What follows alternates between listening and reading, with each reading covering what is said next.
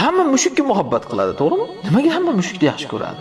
Hamma silaydi uni, erkalatadi, yuvintiradi, taraydi, ovqat beradi, issiq sovug'iga qaraydi. Ayniqsa hozirgi kunda hojatxonasigacha muhayyo qilib berasiz mushukni. O'zi bir tiyinlik foydasi tegmaydi mushukni bizga. Ya'ni mushuk nima qilib beradi? Eshakka o'xshab yuk tashimaydi. Molga o'xshab sut bermaydi, go'sht bermaydi. Tovuqqa o'xshab tuxum bermaydi. Hatto bir ipak qurtiga o'xshab bir ipak ham bermaydi hattoki. Nima beradi mushuk? Hech vaqo bermaydi, lekin hamma yaxshi ko'radi shuni. Bir xo'rillab bergani uchun bo'ldi, u yoqadi hammaga mushuk. Bir kelib surkalgani uchun bo'ldi, hammaga yoqadi u. Hamma shuning uchun uni paypaslab silab yeydi. Ko'ryapsizmi? Muhabbat qanaqa narsa? Muhabbat bir rizq bu. Agar quruq mehnat bilan bo'lsa, eshak eng mahbub hayvon bo'lishi kerak edi. Undan ortiq ishlaydigan yo'q. Shuning uchun odam mana shunaqa taqqoslamasligi kerak. Katta xato qiladi.